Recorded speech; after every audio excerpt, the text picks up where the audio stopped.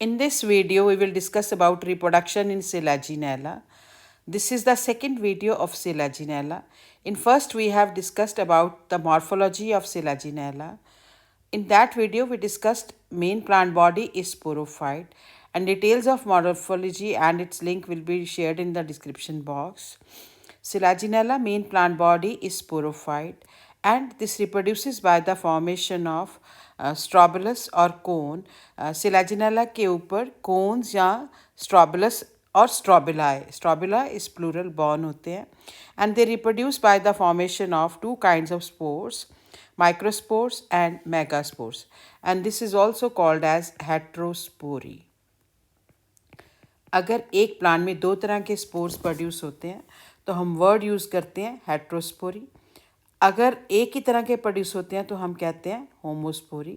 लेकिन सिलाजिनेला में दो तरह के प्रोड्यूस हो रहे हैं तो हम इसको बोलेंगे heterospory. That is microspores which are smaller in size, megaspores which are bigger in size. Microspores will germinate to form male gametophyte and megaspores will germinate to form female gametophyte. So cones जो है Selaginella में ऐसे born होते हैं. तो आप देख सकते हैं कि ये जो है लीव्स हैं जो हैं वेजिटेटिव लीव्स जिनके ऊपर कुछ भी बॉर्न नहीं है. अगर एक लीफ के ऊपर ऐसे कुछ बॉर्न है तो हम इसको बोलते हैं sporangium. This is called as sporangium. और जिस लीफ के ऊपर स्प्रेंजियम बॉर्न है हम बोलेंगे स्पोरोफिल्स, क्योंकि इसमें दो तरह के स्प्रेंजियम हैं. सो माइक्रोस्प्रेंजियम एंड मेगास्प्रेंजियम. सो ये लीफ जो है दिस इज बेयरिंग माइक्रोस्प्रेंजियम जो स्मॉल साइज़ का है और ये पार्ट शो कर रहा है कि यहाँ से ये इसकी डेहेसेंस हो रही है या ये टूट के स्पोर्स को लिबरेट करेगा. तो ये जो लीफ इसको बेयर कर रहा है हम बोलते हैं माइक्रोस्पोरोफिल. और ये जो लीफ है जिसके ऊपर मेगास्प्रेंजियम बॉर्न है हम बोलेंगे मेगास्पोरोफिल. और ये जो वेजिटेटिव लीफ है इसको हम बोलेंगे लीव्स और फोलिएज लीफ भी बोल सकते हैं. सो ये जो पूरा असेंबलेज है लीव्स का जिसके ऊपर ये स्प्रेंजिया बॉर्न है तो ये एक इकट्ठा होके बना देता है कोन और स्ट्रॉबुलस. और ये स्पीशी टू स्पीशी वेरी करता है. कई बार कैसे कि ऊपर जो है इस पार्ट पे माइक्रोस्प्रेंजिया होती है, नीचे मेगास्प्रेंजिया. या ऐसे भी हो सकता है कि एक तरफ माइक्रोस्प्रेंजिया दूसरी तरफ मेगास्प्रेंजिया. या ये भी हो सकता है कि दो मेगास्प्रेंजिया हो बाकी सारे माइक्रोस्प्रेंजिया हो. तो ये जो इसका ओरिएंटेशन है माइक्रो एंड मेगा का this varies from species to species. So leaves bearing sporangia are called sporophylls and microsporangia produce microspores, and leaves which bear microsporangia they are called as microsporophylls, and leaves which bear megasporangia they are called as megasporophyll. Now we'll discuss about structure of sporangia in this slide. So here we are going to discuss structure of microsporangium. As we have seen that microsporangium is smaller in size, and if we see its detail, what is its structure? So they are small in size and they arise in the axil of the microsporophyll. तो जिस पत्ते के ऊपर born है हम बोलेंगे microsporophyll. अब उसके एक्सिल में ये स्प्रेंजियम बॉर्न है और यहाँ पर ये वही लेग्यूल है जो लीफ के ऊपर एक टंग लाइक ग्रोथ होती है, हम क्या बोलते हैं लेग्यूल. तो ये लेग्यूल है जो इसको वेट रखता है स्प्रेंजियम को और इसको प्रोटेक्ट भी करता है और डेहेसेंस में भी हेल्प करता है. तो अगर हम स्प्रेंजियम का स्ट्रक्चर देखें तो ये इसकी वॉल लेयर्स है, आउटर मोस्ट वॉल लेयर, और ये इसकी अंदर की वॉल लेयर है. तो आउटर वॉल लेयर थोड़ी आप देख सकते हैं कि ये वाला पार्ट थिन है और ये वाला पार्ट थिक है यहाँ पर. सो ये एरिया जो है इसका थिक है और यहाँ पर ये थिन है ये वाला पार्ट. और ये जो अंदर है जो ब्लू कलर की दिखाई गई है this is called as tapetum. इसको टेपीटम बोला जाता है. टेपीटम का काम होता है नरिशमेंट देना. सो दिस इज टेपीटम.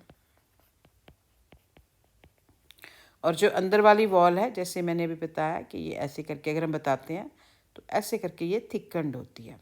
रेडियल और टेनेंशियल वॉल से ये मोटी है.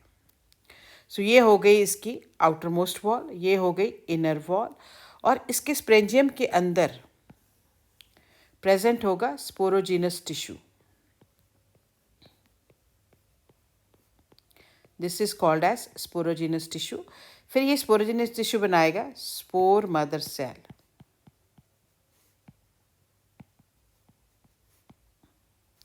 Now the spore mother cell will undergo meiosis. और यहाँ से एक स्पोर मदर सेल से 4 स्पोर प्रोड्यूस हो जाएंगे। और ये जो स्पोर्स हैं, क्योंकि ये स्मॉल साइज़ के हैं, so they will be called as microspores. So ये स्प्रेंजियम का स्ट्रक्चर है जिसमें हमने दिखाया है कि this is the outer wall layer, this is the inner wall layer, और ये इसकी कैविटी के बीच में बहुत सारे माइक्रोस्पोर्स हैं, और जो पत्ता इसको बेयर कर रहा है हम बोलेंगे माइक्रोस्पोरोफिल। और यहाँ पर क्या प्रेजेंट है, लिग्यूल, जो इसको प्रोटेक्ट करता है, और ये एक पार्ट है जो इसको सपोर्ट कर रहा है स्प्रेंजियम को, जिसके ऊपर स्प्रेंजियम बॉर्न है। सो we can say microsporangium, they are small in size and they arise in the axil of microsporophyll. तो उनका ये वाला पार्ट जो एक स्टॉक की तरह है, और ये इनकी बॉडी जो है जी ओवल बॉडी है। दो लेयर है वॉल की, आउटर एंड इनर। आउटर हो गई ये वाली, और इनर होगी ये टपीटम, और इसकी कैविटी में बहुत सारे क्या प्रेजेंट हैं, microspores. So this is about the structure of microsporangium. Next will discuss about structure of megasporangium. So ये जो लीफ जो बेयर कर रहा है मेगास्प्रेंजियम को हम बोलेंगे मेगास्पोरोफिल। अगेन ये लिग्यूल है जो स्प्रेंजियम को प्रोटेक्ट करेगा और इसको गीला रखेगा या वेट रखेगा।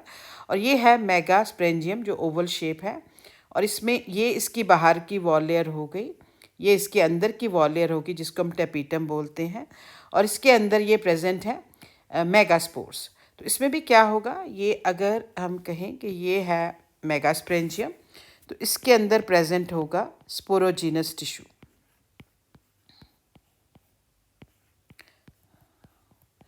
अब ये जो स्पोरोजीनस टिश्यू है, this will form spore mother cell, this will undergo meiosis to form 4 spores. तो ये जो स्पोर्स हैं इनका अरेंजमेंट होगा ऐसे करके, पहले स्पोर टेट्राड बनेंगे। तो ये हमें 3 स्पोर जो है आगे नज़र आ रहे हैं, और एक जो है पीछे होगा इसके। तो ये इसकी कैविटी में क्या प्रेजेंट है, मेगास्पोर्स, जिनका साइज बड़ा है। So this is the outermost wall layer, this is the innermost wall layer which is called as tapetum. Tapetum का काम होता है नरिश करना, नरिशमेंट देना। जो स्पोरोजेनस टिश्यू से स्पोर बनते हैं या स्पोर की डेवलपमेंट होती है, तो उसको न्यूट्रिएंट्स प्रोवाइड करना टपीटम का काम है। और यहाँ पर कैविटी में बहुत सारे बड़े साइज़ के स्पोर्स हैं, तो हम बोलेंगे megaspores. So this is about megasporangium. Now next we'll discuss how microspores they develop into male gametophyte. Microspores, as we discussed, they are smaller in size and they are produced inside the microsporangium. तो उनका size जो है 0.0152 to 0.05 millimetre in diameter है। और अगर हम स्प्रेंजियम को देखें, माइक्रोस्पोर को देखें, तो इसकी जो बाहर की वॉल है काफ़ी थिक है, this is called as exine. तो ये एक्साइन है। तो इसके अंदर की वॉल थिन होती है which is called as intine, और इसके ऊपर एक ऐसी रिज सी बनी हुई है जिसको हम बोलते हैं ट्राई रेडिएट रिज। अब ये जो माइक्रोस्पोर्स हैं, ये जब उसके अंदर ही हैं माइक्रोस्पोरेंजियम के, वहीं पे इनकी जर्मिनेशन स्टार्ट हो जाती है, तो हम इसको बोलते हैं इन सिटू जर्मिनेशन। अंदर ही उसकी जर्मिनेशन स्टार्ट हो गई। तो जब ये जर्मिनेट करते हैं, तो इनके जो अंदर न्यूक्लियस है, माइक्रोस्पोर का न्यूक्लियस है, वो उससे 13 सेल बन जाते हैं, 13 सेल्स। तो ये 13 सेल स्टेज पे जो क्योंकि ये प्रेजेंट कहाँ है, ये है माइक्रोस्पोर्स। कहाँ पे प्रेजेंट है, ये माइक्रोस्प्रेंजियम के अंदर प्रेजेंट है। तो माइक्रोस्प्रेंजियम के अंदर ही प्रेजेंट है, और माइक्रोस्पोर के अंदर 13 सेल बन गए। अब इसकी जो फर्दर डेवलपमेंट है वो सॉइल के ऊपर होगी। अब क्या होगा कि ये जो माइक्रोस्पोर्स हैं, ये जैसे ये स्प्रेंजियम है, यहाँ से ये टूटेगा और ये माइक्रोस्पोर बाहर लिबरेट हो जाएंगे, जिसको हम बोलते हैं dehiscence of the microsporangium for the liberation of the microspore. क्योंकि ये 13 सेल स्टेज पे लिबरेट हुआ है, तो उसके बाद फिर 13 सेल से आगे सेल डिवीजन होती जाएंगी। तो उसके अंदर माइक्रोस्पोर के अंदर प्रेजेंट है एंड्रोगोनियल सेल्स। अब ये जो एंड्रोगोनियल सेल्स हैं, ये डिवाइड करेंगे, and when they will divide and they will form 128 to 256 एंड्रोसाइट्स, जो बनेंगे एंड्रोगोनियल सेल से, एंड्रोसाइट मदर सेल से, जिनको हम एंथीरोजॉइड मदर सेल भी बोलते हैं। अब एंड्रोसाइट्स जो माइक्रोस्प्रेंजियम के अंदर हैं, वो कन्वर्ट हो जाएंगे इनटू द एंथीरोजॉइड। अब जो स्पोर की वॉल है, जैसे हमने कहा था कि ट्राई रेडिएट रिज है, तो यहाँ से टूट के जो ये जो एंथीरोजॉइड है बाहर आ जाएंगे, लिबरेट हो जाएंगे। तो अगर हम इसका एंथीरोजॉइड देखें, इस इसकी जो साइज़ है it is about 25 micrometer in length, और इसमें 2 फ्लैजेला हैं, it is called as biflagellated, और फ्लैजेला की जो लेंथ है that is 30 micrometer in length. तो ये इसका लंबा सा एक इलोंगेटेड न्यूक्लियस है, इसके ऊपर 2 ऐसे फ्लैजेला बॉर्न है, फ्लैजेला की हेल्प से ये मूव कर सकता है, this is called as biflagellate. तो ये माइक्रोस्पोर के अंदर बन रहे हैं एंड्रोगोनियल सेल से, तो इसको हम बोलते हैं एंथीरोजॉइड और spermatozoid. So this is called as development of male gametophyte. तो अब अगर हम इसको थोड़ा सा बड़ा करके देखें एंथीरोजॉइड का स्ट्रक्चर को, तो इसमें जैसे हमने कहा कि 2 फ्लैजेला है, एक आगे की तरफ होता है जिसको हम बोलते हैं एंटीरियर, एक पीछे की तरफ होता है हम बोलते हैं posterior, and this is the body of the sperm. तो जो स्पर्म है इसकी भी लेंथ कितनी है 25 माइक्रोमीटर इन लेंथ, और जो फ्लैजेला है उसकी कितनी लेंथ है 30 माइक्रोमीटर। अब ये जो मेल गैमीट प्रोड्यूस हुए हैं, now they can reach toward the female gametophyte, तो वो हम डिस्कस करेंगे नेक्स्ट वीडियो में। अब हम डिस्कस करेंगे स्ट्रक्चर ऑफ मेगास्पोर्स। मेगास्पोर्स जो है बड़े साइज़ के स्पोर्स हैं, उनका जो साइज़ है that varies from 1 to 5 mm in diameter. Megaspore का जो शेप है वो टेट्राहेड्रल होता है, और ये इसमें भी ट्राई रेडिएट रिज है। तो इसमें 3 वॉल लेयर्स होती हैं, ये बाहर वाली wall exine which is thick, और ये जो है मेजेंटा कलर की दिखाई है दिस इज़ इंटाइन और एंडोस्पोर, और ये जो बीच में है दिस इज़ कॉल्ड एज मेसोस्पोर। ये इसका सिंगल न्यूक्लियस हो गया यूनिन्यूक्लिएटेड, ये इसका साइटोप्लाज्म है, and this part is called as vacuole. तो ये बड़े साइज़ के हैं, चार स्पोर प्रोड्यूस हो रहे हैं, इनका साइज़ जो है 1 to 5 mm इन डायमीटर है। अब ये मेगास्पोर कैसे फीमेल गैमीटोफाइट में डेवलप होता है ये हम डिस्कस करेंगे नेक्स्ट वीडियो में। If you like my video please like share and subscribe. If you have any question please ask me in the comment box. Thank you for watching it.